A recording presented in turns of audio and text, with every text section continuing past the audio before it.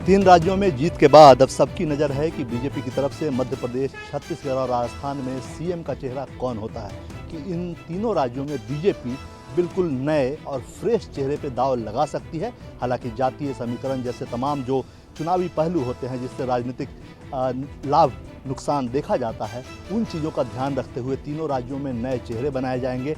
नए चेहरे को मौका दिया जा सकता है। जो 21 सांसद चुनाव में मैदान में उतरे थे उसमें से 12 सांसदों ने चुनाव जीता था और आज सभी सांसदों ने जेपी नड्डा से मुलाकात की। इसके बाद ये सभी 12 सांसद जो विधायक बने हैं, सभी सांसदों ने यानी बीजेपी के सभी 12 सांसद जो विधायक बने हैं, लोकसभा स्पीकर से मिलकर अपना इस्तीफा उन्होंने लोकसभा स्पीकर को सौंप दिया है। इसमें 3 मंत्री भी है। तीनों मंत्रियों ने भी अपने पद से यानी मंत्री पद से इस्तीफा दे दिया है और ये सभी अब राज्य की राजनीति में जाएंगे। लेकिन बड़ी खबर यही है कि तीनों राज्यों में बीजेपी गुजरात मॉडल की तर्ज पर बिल्कुल नए प्रयोग करने जा रही है। कैमरामैन अमित के साथ कुमार गौर, न्यूज़ 24 दिल्ली। मध्य प्रदेश में सीएम के फेस को लेकर संशय के बीच में देखा जाए तो तमाम जो जीते हुए विधायक हैं उन्होंने दिल्ली में डेरा डाल दिया है।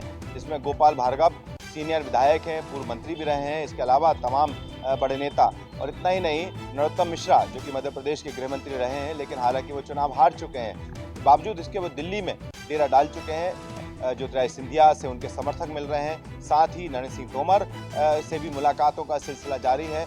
और दूसरी तरफ देखा जाए तो मध्य प्रदेश में अब मुख्यमंत्री के चेहरे को लेकर लगातार चर्चाओं का बाजार गर्म है और चर्चाएं हो रही हैं कि आखिरकार क्या मुख्यमंत्री शिवराज सिंह चौहान फिर से 5वीं पारी के लिए खेलेंगे या फिर कोई और बदलाव की स्थितियां हैं, क्योंकि जिस बार जो बीजेपी ने चुनावी मैदान में उतारा था वो बड़े नाम हैं, नरेंद्र सिंह तोमर, प्रहलाद पटेल, इसके अलावा कैलाश विजयवर्गीय, इस चर्चाओं में बीडी शर्मा का भी नाम है, ज्योतिरादित्य सिंधिया है। तो इन तमाम नामों के बीच में अगर देखा जाए तो शिवराज सिंह चौहान को लेकर लगातार इस बात की चर्चा है और इस पर लगातार सवाल भी किए जा रहे हैं। लेकिन इस बीच में जिस तरह से मंत्रियों को की दावेदारी यहाँ पर देखने को मिल रही है और दिल्ली तक यहाँ पर दस्तक दी जा रही है। कैमरा पर्सन कमलेश व्यास के साथ विपिन श्रीवास्तव, न्यूज़ 24 भोपाल।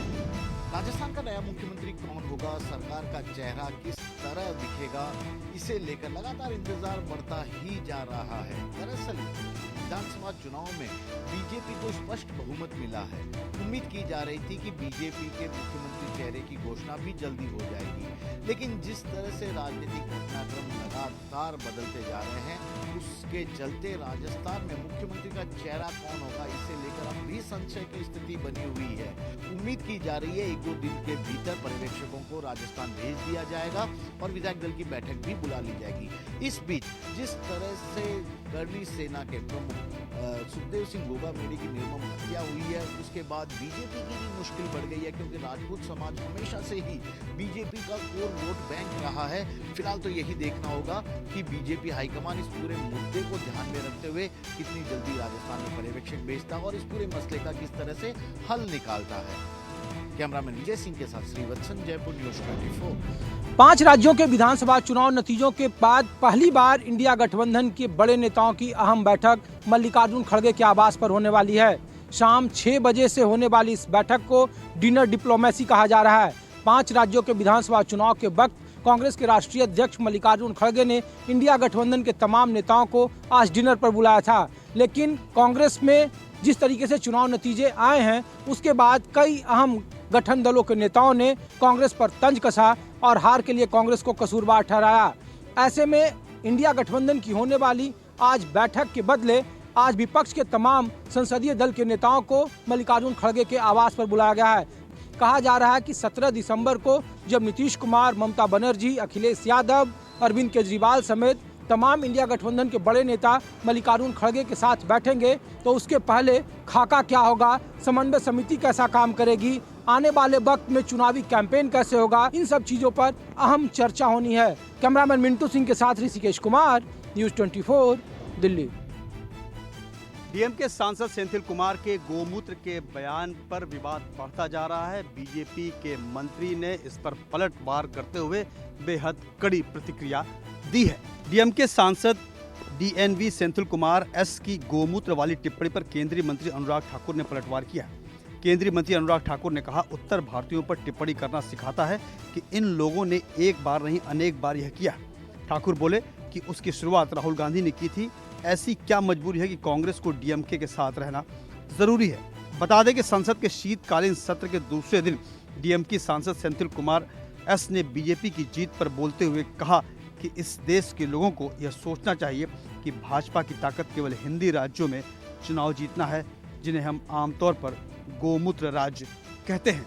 ऐसा लगता है कि गोमूत्र के बयान पर सेंथिल कुमार दक्षिण भारत में अपनी स्थिति को मजबूत करने की कोशिश कर रहे हैं। दूसरी तरफ बीजेपी जिस तरीके से प्रतिक्रिया दे रही है, पलटवार कर रही है, वो उत्तर भारत में इसे पूरी तरीके से पलटवार करके भुनाने की कोशिश कर रही है। कैमरामैन अमित राय के साथ प्रशांत देव, न्यूज़ 24 दिल्ली। तेलंगाना के भावी मुख्यमंत्री रेवंत रेड्डी दिल्ली में हैं। आज उनकी मुलाकात सोनिया गांधी, राहुल गांधी और प्रियंका गांधी से हुई। मुलाकात करने के बाद राहुल गांधी ने ट्वीट करके कहा कि मुझे उम्मीद है कि रेवंत रेड्डी तेलंगाना की जनता की आशाओं आकांक्षाओं को पूरा करेंगे। तेलंगाना चुनाव की जीत में अपनी अहम भूमिका निभाने वाले कांग्रेस प्रदेश अध्यक्ष रेवंत रेड्डी राज्य के नए सीएम बनने जा रहे हैं। मंगलवार को उनके नाम का ऐलान कर दिया गया है। उनके नाम का ऐलान होने के बाद रेवंत रेड्डी आज दिल्ली पहुंचे हैं, जहां पर उन्होंने सोनिया गांधी, राहुल गांधी और प्रियंका गांधी से मुलाकात की। इसके बाद राहुल ने रेवंत रेड्डी के साथ कुछ तस्वीरें सोशल मीडिया एक्स पर शेयर करते हुए तेलंगाना का सीएम बनाने को लेकर बधाई दी। रेवंत रेड्डी वीरवार यानी 7 दिसंबर को तेलंगाना के अगले सीएम के रूप में शपथ लेंगे। कैमरा पर्सन रफीक के साथ रमन कुमार, दिल्ली, न्यूज़ 24। उत्तर प्रदेश में अपने जनाधार को मजबूत करने के लिए कांग्रेस पार्टी अब पदयात्राएं निकालने जा रही है।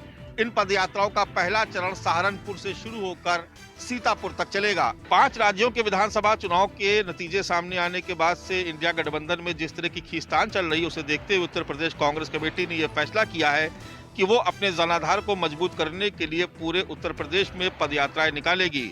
उत्तर प्रदेश कांग्रेस की प्रदेश कार्यकारिणी की बैठक में ये फैसला लिया गया कि इन यात्राओं के जरिए पार्टी आम लोगों से संपर्क स्थापित करेगी। भारत जोड़ो यात्रा की ही तर्ज पर इन यात्राओं के दौरान लोगों की समस्याओं को सुना जाएगा और जरूरत पड़ने पर आंदोलन भी किया जाएगा। पहले चरण की यात्रा सहारनपुर से शुरू होकर सीतापुर के नैमिषारण्य में आकर समाप्त होगी।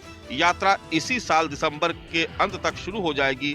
पहले चरण के बाद दूसरे चरण में बुंदेलखंड और फिर पूर्वांचल में ये यात्राएं निकाली जाएंगी। कांग्रेस पार्टी ने इन यात्राओं को परिवर्तन यात्रा का नाम दिया और इसमें उत्तर प्रदेश के प्रमुख नेताओं के अलावा केंद्रीय स्तर के नेता भी शामिल होंगे। कैमरा पर्सन सचिन कुमार सैनी के साथ मानस श्रीवास्तव, लखनऊ, न्यूज़ 24। दिल्ली जल बोर्ड पर लगातार ये बात आरोप लग रहा था कि कहीं ना कहीं उसमें घोटाला हुआ है और लगातार बीजेपी इस बात को उठा रही थी। ये कहा जा रहा था कि अनियमितताओं के चक्कर में 500 करोड़ रुपए का घोटाला जल बोर्ड के अंदर हुआ है। ऐसे में अरविंद केजरीवाल सरकार ने एक बड़ा फैसला लिया है। 15 साल तक अब तक जो भी काम हुआ है दिल्ली जल बोर्ड के अंदर, उसमें कहीं ना कहीं जाँच के आदेश दिए गए हैं। साफ तौर पे कहा गया है कि सीएजी इसकी जांच करेगी और आखिर देखेगी कि पिछले 15 साल में जो भी पैसा जल बोर्ड के अंदर खर्च किया गया है उसकी स्थिति क्या है, आखिर कहीं वो पैसा दुरुपयोग तो नहीं किया गया, या फिर अभी जो आरोप लग रहे हैं उसके पीछे की सच्चाई क्या है। ये पहली बार हो रहा है कि जब विपक्ष ने आरोप लगाया उसके बाद सरकार ने खुद अपनी तरफ से जांच के आदेश देते हुए साफ तौर पे स्पष्ट तस्वीर रखने की कोशिश करी है और ये समझाने का प्रयास किया है कि अगर इस प्रकार की कोई भी अनियमितताएं हुई हैं तो उसको जनता के सामने लाया जाएगा। तो फिलहाल 15 साल का कार्यकाल जो रहेगा जल बोर्ड का, उसमें जो भी अब तक काम हुए हैं, जितने टेंडर पास किए गए हैं, उन सब की जांच सीएजी करेगी।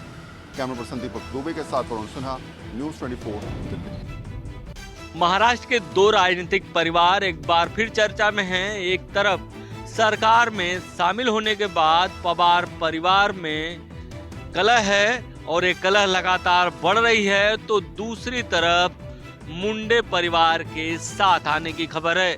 परली में आयोजित सरकार आपके द्वार कार्यक्रम में उप मुख्यमंत्री देवेंद्र फडणवीस और कैबिनेट मंत्री धनंजय मुंडे के साथ पंकजा मुंडे दिखी हैं। खबर ये भी है कि पंकजा मुंडे अब समझौते के मूड में हैं। खबर ये है कि परली से धनंजय मुंडे ही चुनाव लड़ेंगे और पंकजा मुंडे बीड़ से लोकसभा चुनाव लड़ सकती हैं, जहां पर उनकी बहन प्रीतम मुंडे लड़ती हैं। वहीं अगर पवार परिवार की बात करें तो अजित पवार ने ऐलान कर दिया है कि वो बारामती से अपने गुट के किसी को चुनाव लड़ाएंगे। ये खबर है कि वहां पर अजित पवार अपनी पत्नी को सुप्रिया सूले के खिलाफ उतार सकते हैं। इस तरह महाराष्ट्र के 2 राजनीतिक परिवारों में इस समय हलचल बढ़ी हुई है। विनोद के साथ इंद्रजीत सिंह, न्यूज़ 24 मुंबई। अडानी मुद्दे को लेकर शिवसेना यूबीटी और शरद पवार की एनसीपी आमने सामने आ सकती है। दरअसल धारावी पुनर्विकास परियोजना को लेकर उद्धव ठाकरे ने अडानी समूह के खिलाफ मोर्चा खोल दिया है। उद्धव ठाकरे ने धारावी से अडानी दफ्तर तक मोर्चा निकालने की घोषणा की है। यह मोर्चा 16 दिसंबर को उद्धव ठाकरे के नेतृत्व में निकाला जाएगा। मंगलवार को पत्रकारों से बातचीत में उद्धव ने अडानी समूह और सरकार को निशाने पर लेते हुए उद्धव ठाकरे ने कहा कि धारावी पुनर्विकास परियोजना में स्थानीय भूमिपुत्रों को विश्वास में नहीं लिया गया। इस परियोजना में कितनी जगह मिलेगी, कौन सी सुविधाएं मिलेंगी, इस बारे में किसी तरह की जानकारी धारावी करों को सरकार अथवा विकासक की तरफ से नहीं दी गई है। कैमरामैन सुनील भारती के साथ राहुल पांडे, न्यूज़ 24। कश्मीर घाटी में हाल के दिनों में हुई पहाड़ों पर बर्फबारी के चलते हर वर्ष की तरह इस बार भी बताया जा रहा है कि कई जो ऊपरी पहाड़ी इलाके हैं वहां पर नियंत्रण रेखा पर जो फेंसिंग लगी है उसको बर्फबारी के चलते नुकसान पहुंचा है और खुफिया एजेंसीज ने अलर्ट किया है कि हर वर्ष की तरह इस बार भी जो पाक कब्जे वाले कश्मीर में पीओके में बैठे मिलिटेंट है वो इसका फायदा उठाते हुए इन इलाकों से कश्मीर घाटी के अंदर घुसपैठ करने की कोशिश करेंगे। इस चीज को देखते हुए जो खुफिया एजेंसीज ने अब अलर्ट जारी किया है उस पर पूरी तरह से ध्यान देते हुए सेना ने भी अपनी चौकसी इस पूरे नियंत्रण रेखा के इलाके में बढ़ा दी है। इसके अलावा आसमान में ड्रोन के जरिए भी इन इलाकों पर कड़ी नजर रखी जा रही है ताकि मिलिटेंटों की हर घुसपैठ की कोशिश को यहां पर नाकाम किया जा सके। कैमरामैन रशीद के साथ आसू साहब श्रीनगर, न्यूज़ 24। ईस्टर्न लद्दाख में भारतीय सेना डबल हम्प कैमल, जिन्हें यारकंदी ऊंट कहा जाता है, उनकी मदद ले रही है ताकि 17,000 फीट की ऊंचाई पर वास्तविक नियंत्रण रेखा पर जो हमारी भारतीय सेना की पोस्टें हैं उन तक इन ऊंटों की मदद से साजो सामान पहुंचाया जा सके। यारकंदी ऊंटों की मदद से हथियार, गोला बारूद, सेना का खाने पीने का सामान और अन्य साजो सामान ऊंचाई वाले इलाकों में पहुंचाया जा रहा है। बर्फीला रेगिस्तान हो या अन्य उबड़ खाबड़ रास्ता हो, चाहे कई हजार फीट की ऊंचाई वाला इलाका हो, ये यारकंदी ऊंट आम ऊंटों के मुकाबले हाइट में थोड़े छोटे होते हैं और आसानी से पहाड़ों पर चढ़ सकते हैं। अब ये ऊंट टेढ़ हो चुके हैं और भारतीय सेना की मदद कर रहे हैं। कैमरामैन आरके कोल के साथ पंकज शर्मा, न्यूज़ 24, लद्दाख।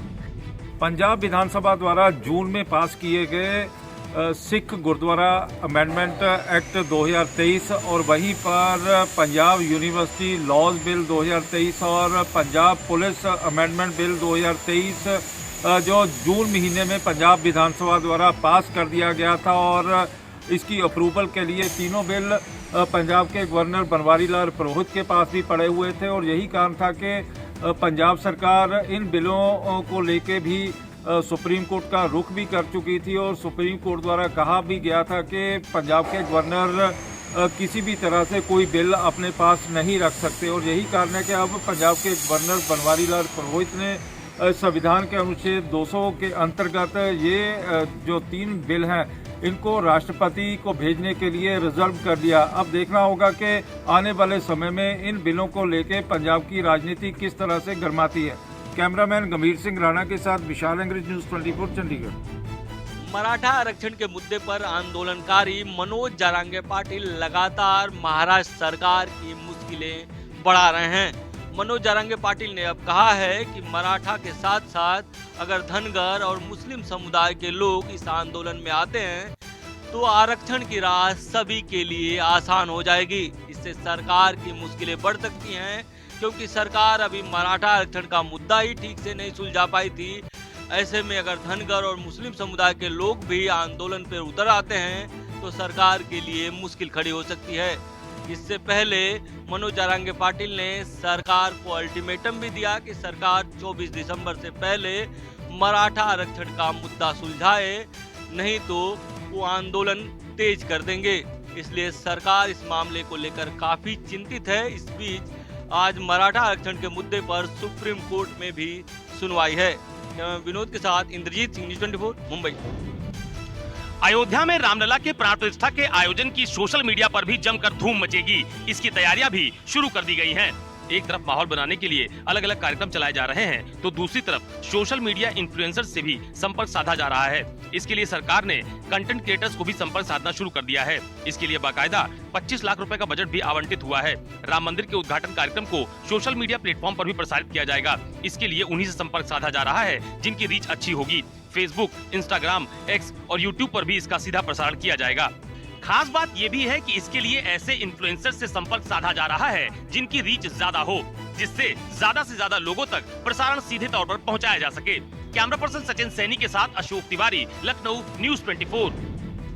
अयोध्या में भगवान रामलला के विग्रह की प्राण प्रतिष्ठा के कार्यक्रम में शामिल होने के लिए अतिथियों को निमंत्रण पत्र भेजने का काम शुरू हो गया है। इसकी शुरुआत सबसे पहले साधु संतों को निमंत्रण पत्र भेजकर की जा रही है। अयोध्या में 22 जनवरी 2024 को शुभ मुहूर्त में भगवान श्री रामलला की मूर्ति की प्राण प्रतिष्ठा का समारोह आयोजित किया जाएगा। प्राण प्रतिष्ठा के कार्यक्रम में प्रधानमंत्री नरेंद्र मोदी और दूसरी हस्तियों के अलावा देश भर के 4000 से ज्यादा संत भी शामिल होंगे। श्री राम जन्मभूमि तीर्थ क्षेत्र ट्रस्ट की तरफ से इन संतों को विशेष आमंत्रण पत्र भेजा जा रहा है। आमंत्रित किए जा रहे अतिथियों से ये भी निवेदन किया गया है कि वो अपने साथ ज्यादा भीड़ या अनुयायियों को लेकर के ना आए, क्योंकि अयोध्या में इस मौके पर पहले से ही भारी भीड़ जुटने की संभावना है। कैमरा पर्सन सचिन कुमार सैनी के साथ मानस श्रीवास्तव, न्यूज़ 24। महाराष्ट्र सरकार का शीतकालीन सत्र नागपुर में 7 दिसंबर से शुरू होने जा रहा है। इस सत्र के लिए सुरक्षा के काफी तगड़े इंतजाम किए गए हैं। वरिष्ठ पुलिस अधिकारी समेत 12,000 सुरक्षाकर्मी इस सत्र की सुरक्षा के लिए तैनात होंगे। शिंदे सरकार का ये आखिरी शीतकालीन सत्र है, लिहाजा इसके हंगामेदार होने की पूरी आशंका है। विपक्ष ने कई मुद्दों पर सरकार को घेरने की पूरी तैयारी कर रखी है। सुरक्षा के लिए शहर पुलिस और बाहरी जिलों से आए अधिकारियों का बंदोबस्त किया गया है। पुलिस ने सभी तरह के हालात से निपटने की तैयारी कर ली है। पुलिस विधान भवन पर दस्तक देने वाले मोर्चे, आंदोलन अथवा विरोध प्रदर्शन के दौरान गड़बड़ी फैलाने वालों से सख्ती से निपटेगी। पुलिस अतिरिक्त सावधानी बरत रही है। शीत सत्र के बंदोबस्त के लिए नागपुर शहर से 5000 जबकि बाहरी जिलों से 6 से 7000 जवानों के तैनात किया गया है। 1000 होमगार्ड और SRPF की 8 कंपनियों की भी मदद ली जा रही है। शीतकालीन सत्र के दौरान 70 से अधिक मोर्चे की दस्तक देने की संभावना है। फिलहाल 50 मोर्चे के विरोध प्रदर्शन की इजाजत के लिए आवेदन आ चुके हैं। कैमरा पर्सन संजय यादव के साथ अंकुश जायसवाल, न्यूज़ 24 मुंबई। जम्मू कश्मीर सरकार की ओर से जम्मू कश्मीर के बेरोजगार युवाओं के लिए जम्मू में मेगा जॉब फेयर यानी रोजगार मेले का आयोजन किया गया है।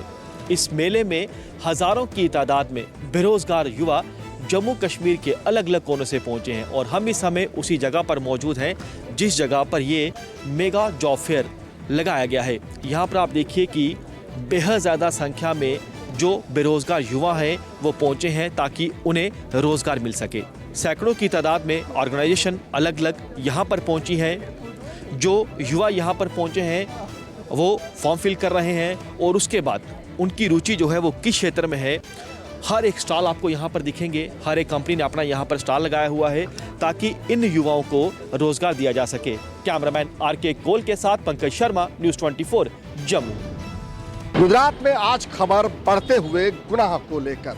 शांत और सलामत के दावे किए जाने वाले गुजरात में नेशनल क्राइम रिकॉर्ड ब्यूरो के आंकड़े सवालिया निशान उठा रहे हैं।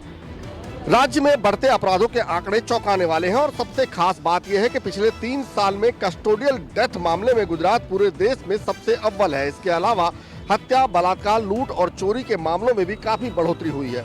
इतना ही नहीं, गुजरात में पिछले 1 साल में 959 हत्याएं, 946 हत्या के प्रयास, 1846 अपहरण, 610 बलात्कार के मामले दर्ज हुए हैं। इस गुजरात में रोजाना 25 लोग आत्महत्या कर रहे हैं। वहीं पिछले साल 13,206 चोरी और 590 लूट के मामलों के साथ 7,258 गाड़ियां चोरी के मामले भी सामने आए हैं।